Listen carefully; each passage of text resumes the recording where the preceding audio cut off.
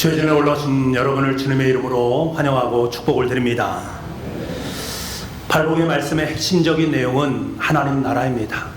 그래서 이 팔복의 첫 번째 그리고 마지막 그 부분을 하나님 나라로 명명을 하면서 두 번에 걸쳐서 등장을 합니다.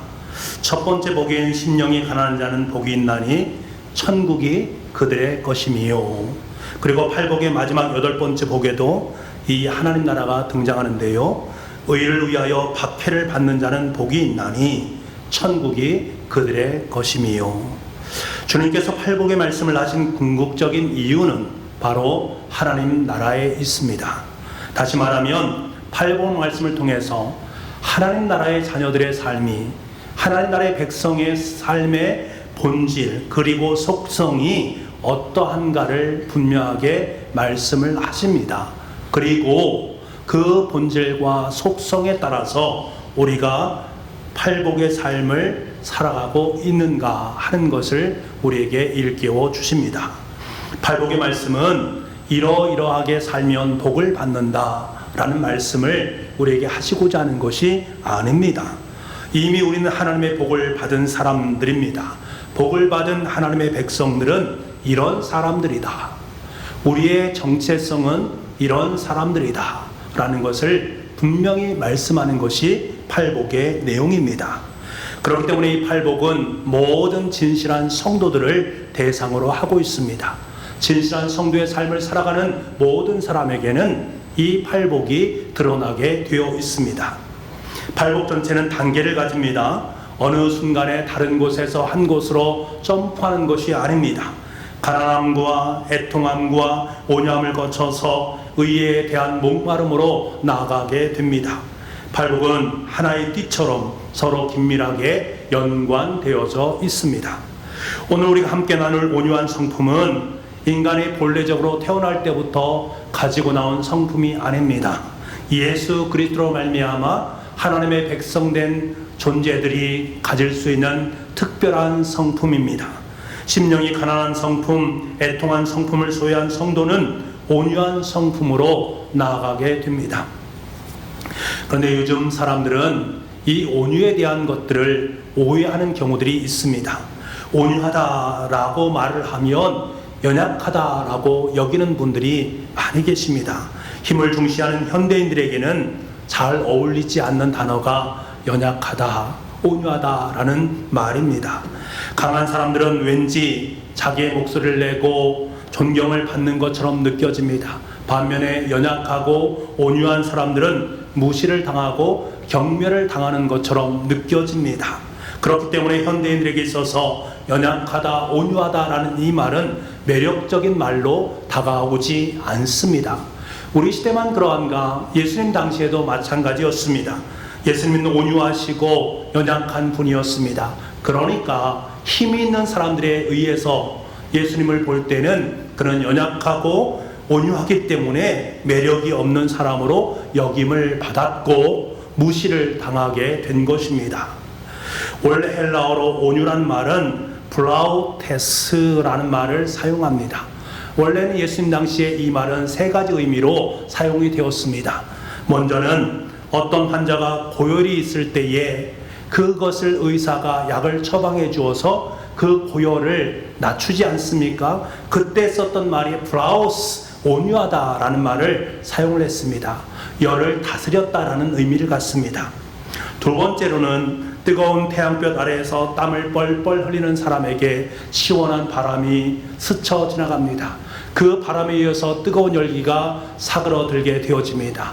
이때 플라우스, 온유하다라는 말을 사용했습니다. 뜨거운 열기가 다스려졌다라는 의미를 갖습니다. 마지막으로 가장 많이 사용한 것은 사나운 짐승을 훈련시킬 때 사용했습니다.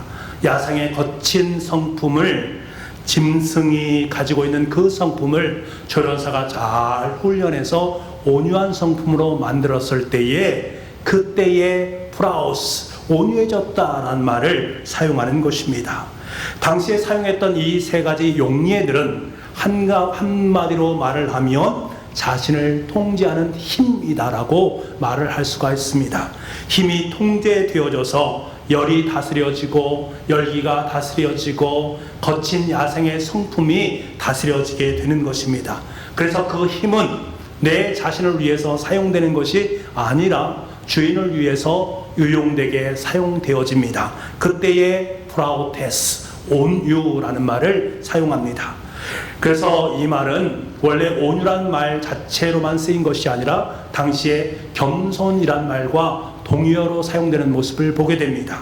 마태복음을 보게 되면 예수님께서 자신에 대해서 설명을 할 때에 나는 온유하다, 겸손하다라는 말을 표현하고 있습니다. 마태복음 21장 5절 말씀인데요.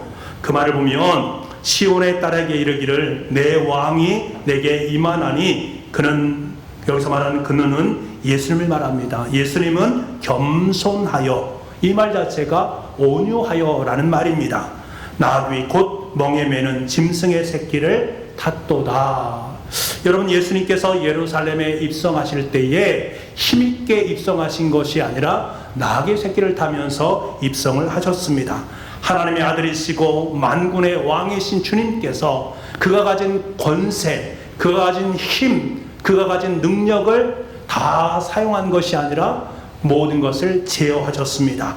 그리고 대신 겸손하게 온유하게 나귀의 새끼를 타고 예루살렘에 들어오셨습니다. 이러한 예수님의 온유하고 겸손한 모습은 구약 성경에서 상한 갈대를 꺾지 아니하며 꺼져가는 심지를 끄지 아니하시는 분이다 라고 소개를 합니다. 꺾을 힘이 있음에도 불구하고 꺾지 않는다라는 거예요. 훅 불어서 꺼져버릴 수 있게 할 수 있지만 그렇게 불지 아니하고 끝까지 기다려 주신다라는 의미입니다. 왜 그런가? 예수님은 온유하신 분이기 때문입니다. 요셉에게도 힘이 있었습니다. 요셉은 형들에 의해서 배신을 당합니다. 애굽의 노예로 팔려와서 살다가 어느 정도 정착하게 될 때에 보디발의 아내의 유혹을 받음으로 말미암아 무고하게 고발을 당하게 되고 옥살이를 하게 됩니다. 하지만 하나님께서는 그 요셉을 참으로 귀하고 복되게 여겨주셔서 애굽의 총리로 삼아주십니다. 다시 말하면 이제 요셉은 강한 자가 되었습니다. 강한 자가 되었다라고 생각해 보십시오. 자기를 무고하게 고발한 보디발의 아내 생각나지 않았겠습니까? 하지만 그에 대한 것을 성경에서는 침묵하고 있습니다. 자기를 배신해서 죽음의 함정에 넘겨주었던 형들, 애굽의 양식을 찾으러 왔을 때에 그 형들을 바라보면서 자신이 가지고 있는 강력한 힘을 사용하지 않았습니다. 지금 강력한 힘을 갖고 있는 요셉의 모습입니다. 하지만 그는 모든 역사와 환경을 하나님께서 주관하신다라는 사실을 깨닫고 형제들을 원망하지 아니하고 보디발의 아내를 원망하지 아니하고 그들을 다 받아주었습니다. 이런 요셉의 모습 속에서 하나님 나라의 온유함의 모습을 발견하게 됩니다. 모세도 마찬가지입니다. 여러분 생각해 보십시오. 왜 하나님께서는 모세를 젊고 패기 만만한 왕자일 때 사용하지 않았을까? 그때 그는 강력한 힘을 갖고 있지 않았습니까? 젊은 나이 힘과 권력이 있었기 때문에 더 큰 일을 감당할 수 있었을 것입니다.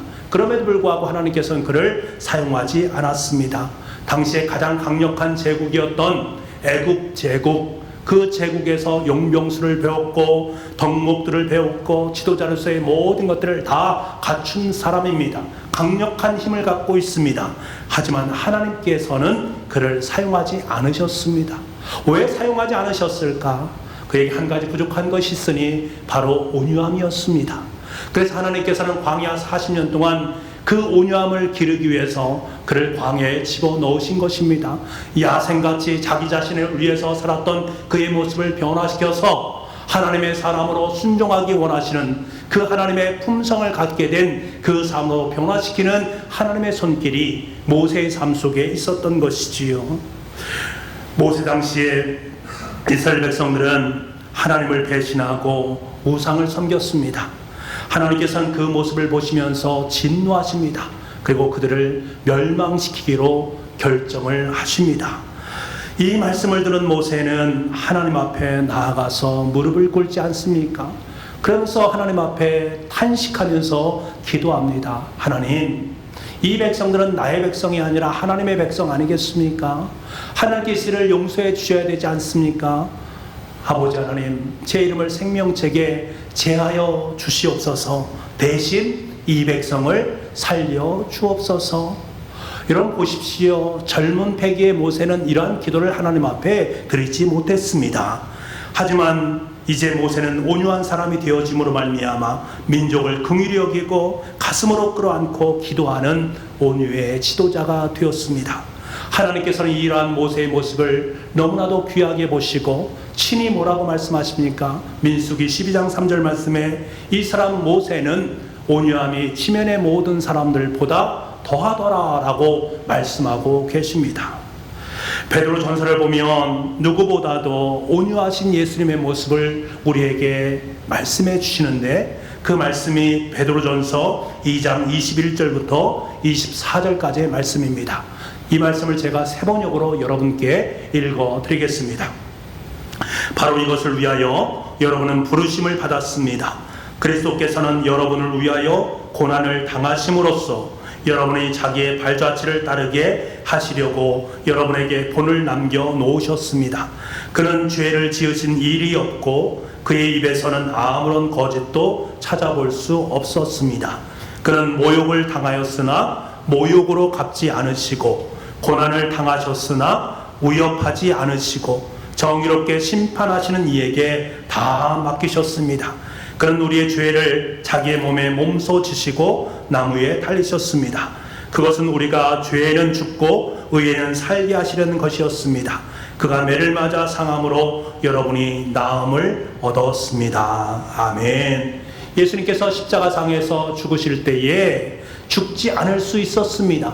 천군 천사를 동원해서 자신이 가지고 있는 힘, 그 강한 힘을 펼쳐 놓을 수 있었습니다만 주님은 무능하게 무참하게 십자가에 못 박혀 죽으셨습니다. 왜? 온유하시기 때문에. 요셉도 모세도 예수님도 모든 것을 할 수 있는 능이 있었습니다. 그럼에도 불구하고 그 능을 발휘하지 않으셨습니다. 도리어 형제들을 용서해 주었고 백성들을 위해서 자기 목숨을 내어놓았고 우리를 위해서 대신 십자가에 못 박혀 돌아가셨습니다. 이것이 온유입니다. 분노를 내뿜을 수 있습니다. 하지만 분노하지 않으시고 도리어 참고 기다리고 이해하고 용서하셨습니다. 여러분, 이것이 온유입니다. 여러분, 이 시간 여러분께 제가 묻기를 원합니다. 한번 여러분의 마음속으로 고백해 보시기 바랍니다. 과연 여러분은 온유하신 분이라고 생각하십니까? 나는 하나님 앞에 정말 온유한 사람입니다. 나는 온유한 사람입니다. 자신 있게 말씀하실 수 있습니까? 그렇다면 만약 내가 온유하다면 그 온유의 판단 근거가 무엇이겠는가? 어떻게 내가 온유한 사람이라고 말할 수 있겠는가? 자신이 온유한가 그렇지 않은가를 판단하는 근거 중에 하나가 무엇인가 하면 여러분 바로 옆에 계신 그분을 내가 어떻게 대하느냐에 달려있다라는 사실입니다. 지금 옆자리에 앉아있는 그분을 내가 평상시에 어떻게 대우하고 있는가?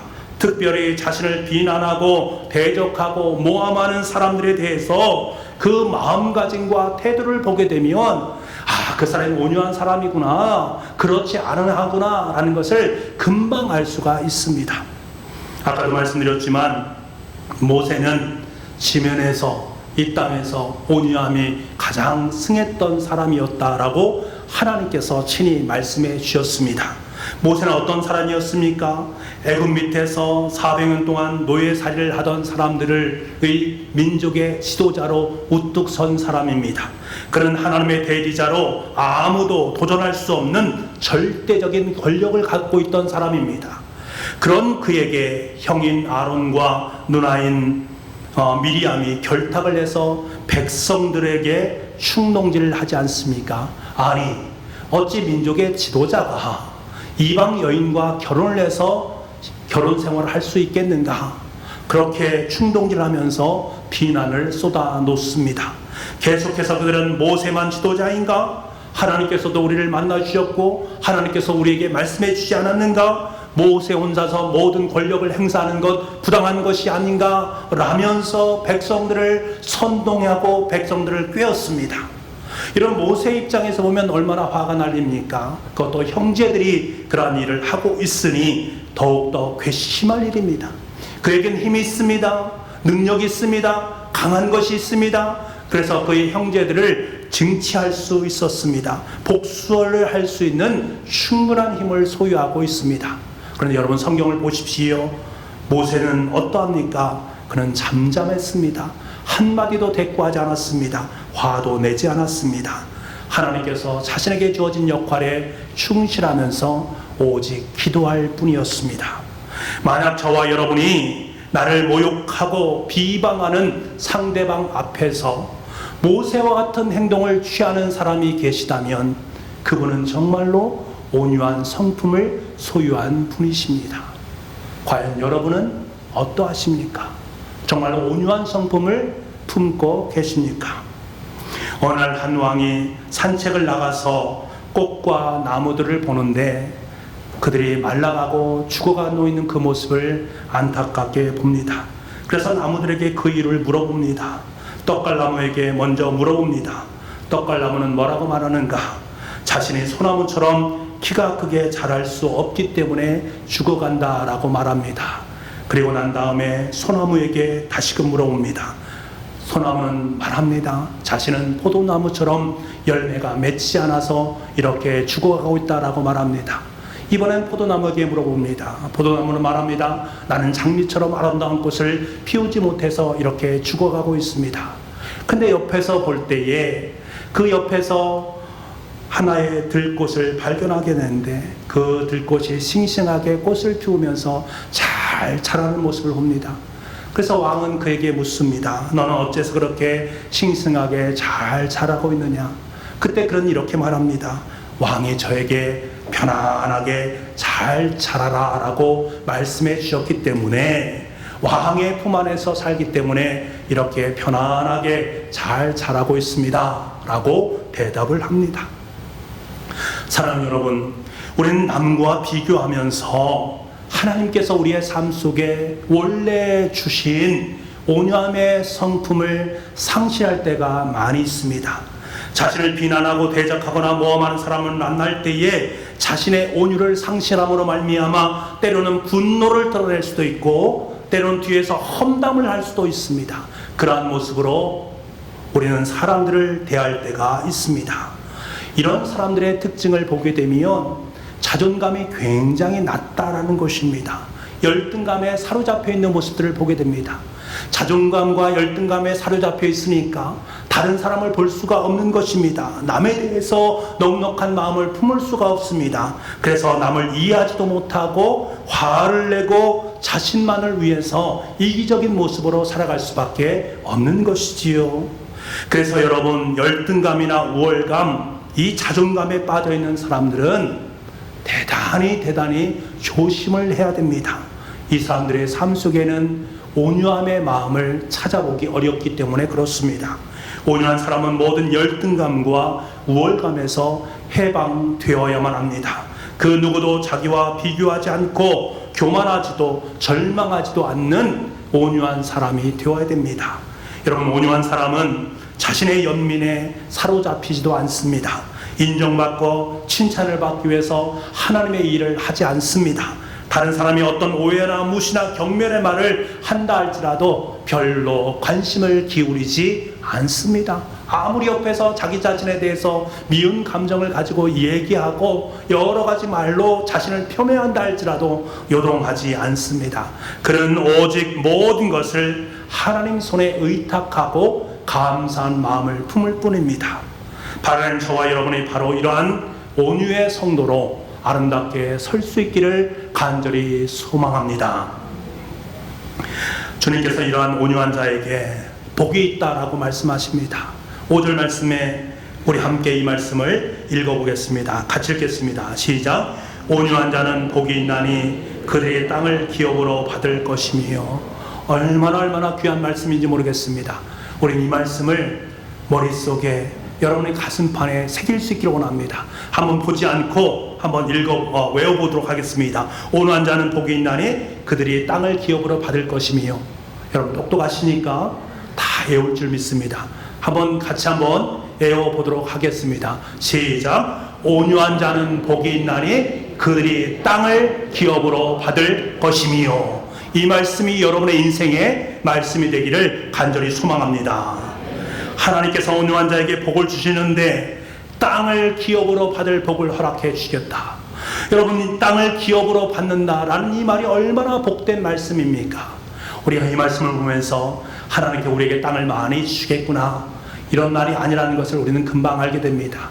그 당시에 온유함의 대명사로 여겼던 예수님과 모세는 사실은 땅 한 덩어리도 갖지 못했습니다. 모세는 120년간 자신을 위한 땅을 한 평도 소유하지 못했고, 예수님 머리 둘 곳이 없다라고 말씀하실 정도로 그가 누울 곳도 없었습니다.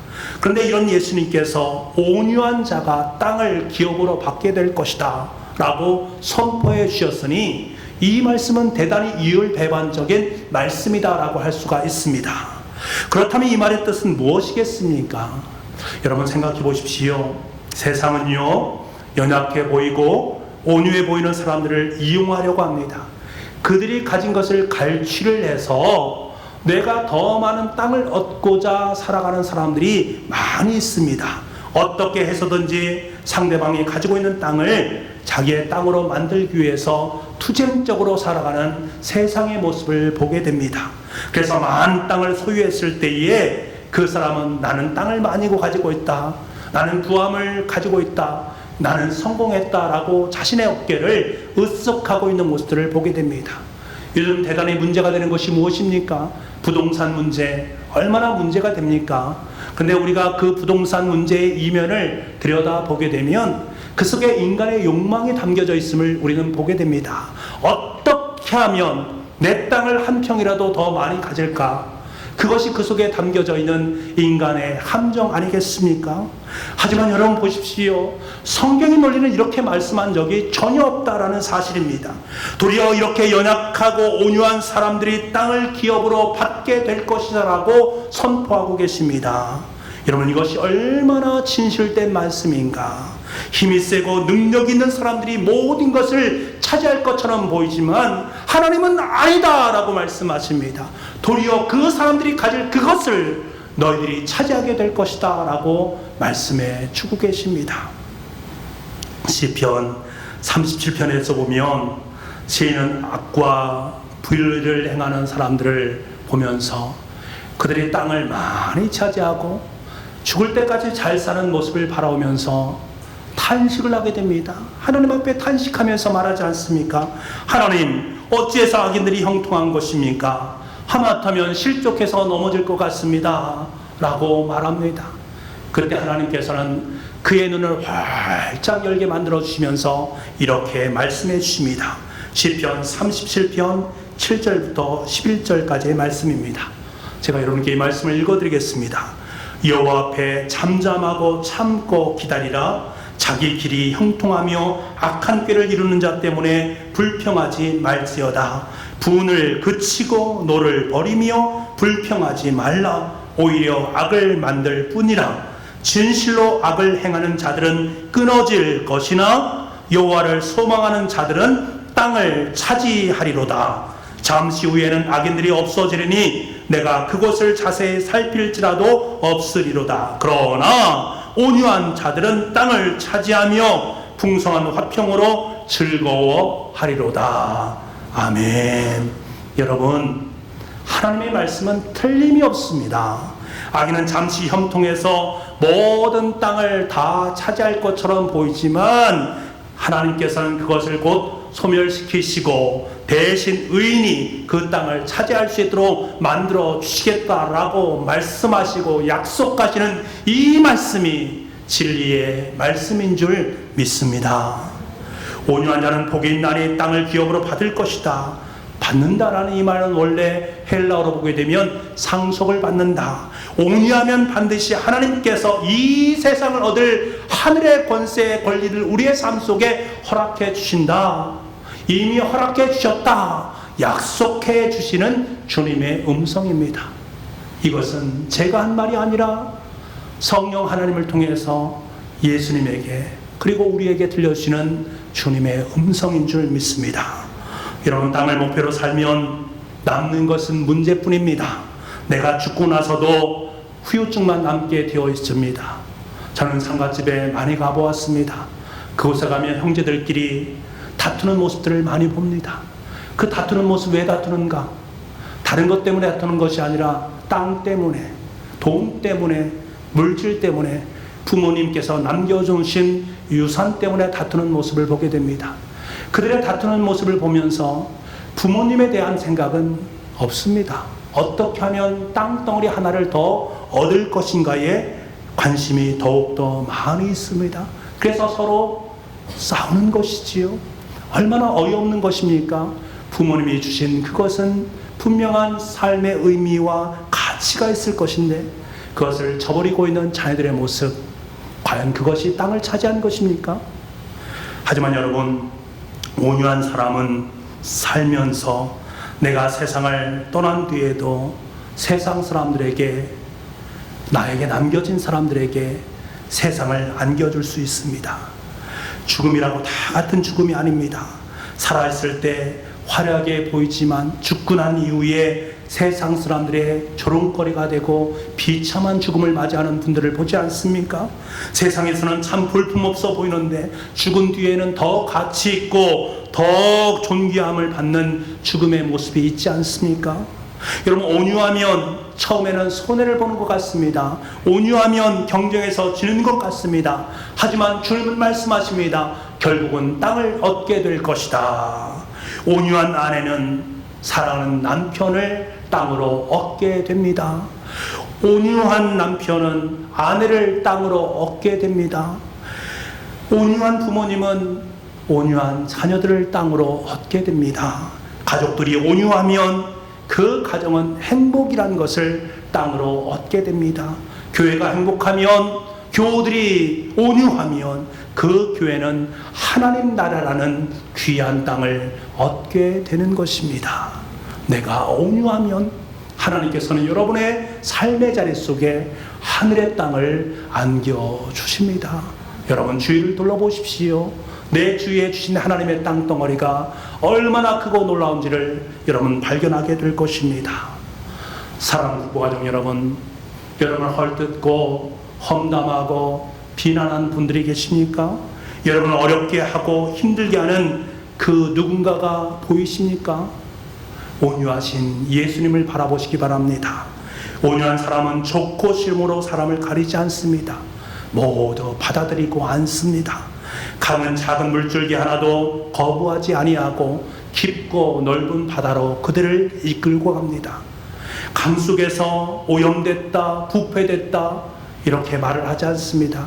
그저 안고 함께 떠내려가는 것입니다. 그저 받아주는 것입니다. 주님은 이들에게 땅을 기업으로 주시겠다라고 말씀해 주고 있습니다. 이미 온 세상을 품으신 예수님, 온 세상과 함께 하시는 그 예수님, 그 예수님 우리의 마음속에 주셨다라는 사실, 그것은 곧 우리가 온 세상의 주인된 삶을 살고 있다는 것을 의미하는 것입니다. 온 우주를 만드시고 온 우주를 창조하신 하나님 아버지께서 내 삶 속의 모든 권세를 다 허락해 주셨다면 이미 그 온 세상이 바로 저와 여러분의 것임을 분명히 기억할 수 있기를 바랍니다. 이것이 바로 우리의 정체성, 그리스도인의 정체성입니다. 내가 온유할 수밖에 없는 그 이유가 바로 여기에 있는 것입니다. 우리는 이미 온 세상을 품고 살아가는 부유한 주님의 온유한 백성인 줄 믿습니다. 이 사실을 기억할 때 언제나 어디서나 어떤 상황 속에서도 우리는 온유한 자로 살아갈 수가 있습니다. 그리고 저와 여러분을 통해서 이 땅의 모든 부분 하나하나 속에 하나님 나라 그 기쁨과 행복을 펼쳐 나갈 수 있고 이 세상을 아름다운 하나님의 나라로 물들여 갈 수가 있습니다. 바로 이것이 온유한 자에게 주어진 하나님의 귀한 은혜임을 이 시간에 다시금 깨닫고 이 땅을 온유한 자의 삶으로 살아낼 수 있는 복의 자녀들 다 될 수 있기를 간절히 소망합니다. 기도하겠습니다. 아버지 하나님, 우리에게 오늘 온유에 대한 부분을 말씀해 주시니 너무나 감사합니다.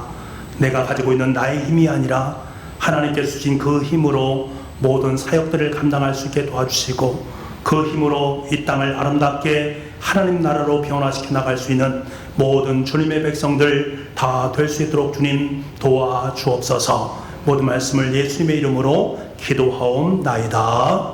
아멘.